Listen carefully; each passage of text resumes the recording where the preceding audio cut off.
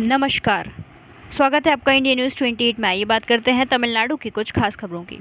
तमिलनाडु सरकार के मत्स्य पालन मंत्री डॉक्टर अनबिल महेश पोयामोजी ने कार्यक्रम में भाग लिया।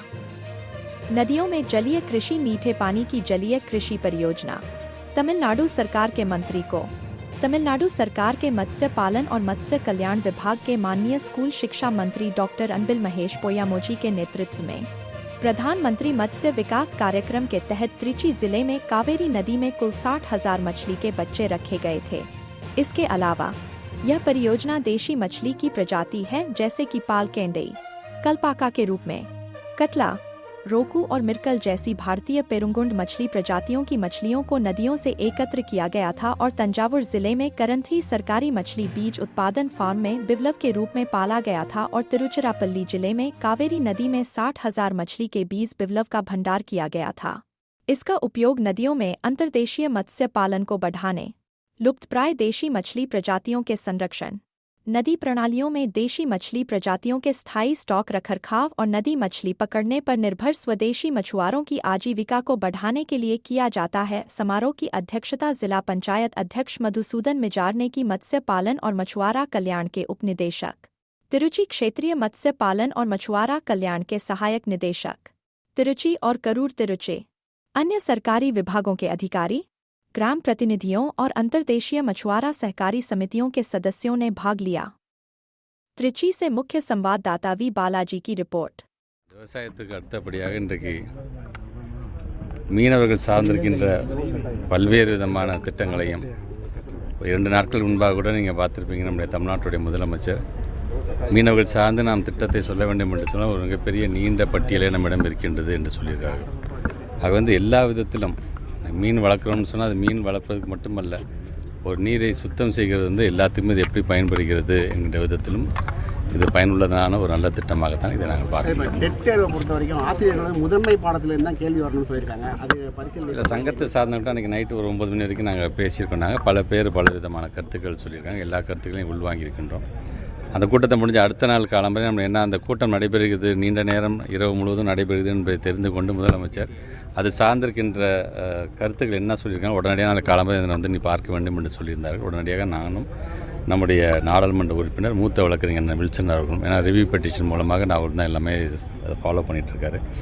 அவர் மூலமாக நேரடியாக போய் தமிழ்நாட்டு முதலமைச்சர் சந்தித்து நம்முடைய சங்கத்தை சார்ந்த கிட்டத்தட்ட 70 சங்கத்தை சார்ந்திருக்கின்றவர்கள், தொடக்கப்பள்ளியிலேருந்து பட்டதாரி சங்கத்திலேருந்து எல்லாருமே ஒரு கருத்துக்களை சொல்லியிருக்காங்க. அந்த கருத்துக்களின் அடிப்படையில் அதுக்கான அவங்க கொடுத்த அந்த மனுக்களையும் நம்முடைய தமிழ்நாட்டு முதலமைச்சர் கொடுத்தோம். அப்போ நீங்கள் சொன்ன மாதிரியான சில கருத்துக்களாம் இருக்கின்றது. அது ஆர்டி ஆக்டில் இருக்கக்கூடிய செக்ஷன் 23 எப்படி நம்ம திருத்தலாம், என்சிடியில் இருக்கின்ற செக்ஷன் 9 அந்தந்த மாநிலம் சார்ந்து மார்க்ஸ் ரிலாக்ஸேஷன் எப்படி பண்ணிக்கலாங்கிற முதற்கொண்டு பலவிதமான கருத்துக்களை நாங்கள் உள்வாங்கியிருக்கின்றோம். அதில் நீங்கள் சொன்ன மாதிரி சப்ஜெக்ட் வைஸுங்கும்போது ஒரு டீச்சருக்கு மட்டும் பயனுள்ள சப்ஜெக்ட் வைஸும் பயனுள்ள வகையில் இல்லாமல் அதை கொஞ்சம் ப்ராப்பராக எங்களுக்கான அந்த கரிக்குலம் ஃப்ரேம் ஒர்க்கு முன்னாடியே எஸ்சிஆர்டி மூலமாக சிலபஸ் எங்களுக்கு தெரிஞ்சால் கூட இன்னும் எங்களுக்கு பயனுள்ளதாக இருக்கும் என்று பல்வேறு கருத்துக்களை எங்கள்கிட்ட சொல்லியிருக்காங்க.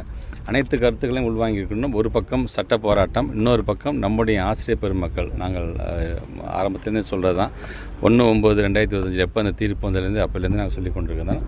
ஒரு ஆசிரியர் கூட விட்டு விடாமல், ஒரு ஆசிரியர் கூட பாதிப்புக்கு உள்ளாகாமல் அனைவரையும் உள்வாங்கிக் கொள்வதற்கான என்னென்ன பணிகளை எங்களால் செய்ய முடியுமோ அதை செய்வோம் என்பதை நாங்கள் சொல்லியிருக்கோம். தமிழ்நாட்டு முதலமைச்சர் அது சார்ந்தே அவங்களுடைய பணிகள் இருந்திட வேண்டும் என்று சொல்லியிருக்கார். அடுத்தடுத்து தமிழ்நாட்டு முதலமைச்சர்களுக்கு என்ன ஆலோசனை வழங்குகிறார்கள், ஏன்னா கிட்டத்தட்ட 69க்கும் மேற்பட்டுகின்ற பெட்டிஷன்ஸ், ரிவ்யூ பெட்டிஷன்ஸ் நம்ம தாக்கல் செஞ்சுருக்காங்க இந்தியா முழுவதும் என்று சொல்லும் பொழுது இன்னும் ஒரு ஹியரிங் கூட அதுக்கான டேட் கொடுக்காமல் இருக்கிறார்கள். நாங்கள் அதுக்காக தான் காத்துக்கணும். அது வரும் பொழுது ஆணித்தரமாக விவாதங்கள் எடுத்து வைப்பதற்காகத்தான் ஆசிரியர்களிடமிருந்தே அரசு சங்கத்திடமிருந்தே பல்வேறு கருத்துக்களை வாங்கி எந்தெந்த மாதிரியான பாயிண்ட்ஸ்லாம் நம்ம நீதிமன்றத்தில் விவாதிக்கலாம், நீங்களும் உங்களோட கருத்துக்களை சொல்லுங்கள் என்று அதை வாங்கியிருக்கிறோம். கண்டிப்பாக ஒரு நல்ல ஒரு வெற்றி. இது ஏதோ தமிழ்நாட்டுக்கு மட்டுமல்ல, ஒட்டுமொத்த இந்தியாவிற்குமே நம்முடைய தமிழ்நாட்டுடைய முதலமைச்சர் எடுக்கின்ற முன்னெடுப்பு அங்கே இருக்கின்ற ஆசிரியர் பெருமக்களுக்கு ஒரு மிகப்பெரிய ஒரு நன்மை செய்தியாக அது அமையும் நம்பிக்கை. உதயநிதிக்கு சப்ஜெக்ட் நாலேஜ் இல்லைன்னு சொல்லி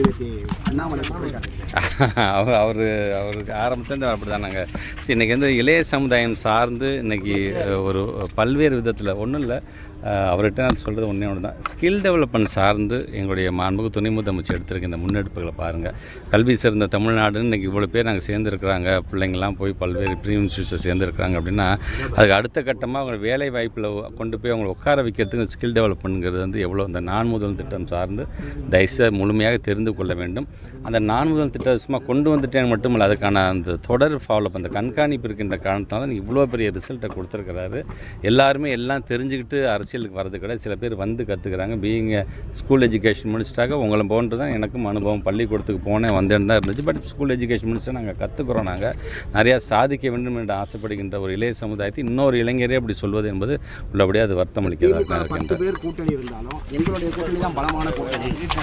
காக்கா கிலோவா 10 பேர் இருக்கிறத விட 5 கிலோவா நாங்கள் 2 பேர் இல்லை. அரசியல் சார்ந்து இப்போ என்ன இன்னும் ஒரு 4 மாதத்தில் நமக்கு தேர்தல் இருக்கக்கூடியது. நான் ஆரம்பத்தில் சொன்ன மாதிரி தான் 10 பேராக மட்டுமல்ல 10 ஆண்டுகளாகவே ஒரு வலுவான ஒரு கூட்டணியை நாங்கள் தொடர்ந்து கொண்டு போயிடும். அதில் ஏதாச்சும் பிளவு வந்துடக்கூடாதா அப்படின்னு பல பேர் அதை இயங்கிட்டு இருக்காங்க. அதற்கான வழிவகையை எங்கள் தமிழ்நாட்டு முதலமைச்சர் விடமாட்டார் என்பதை என்னோட கருத்து.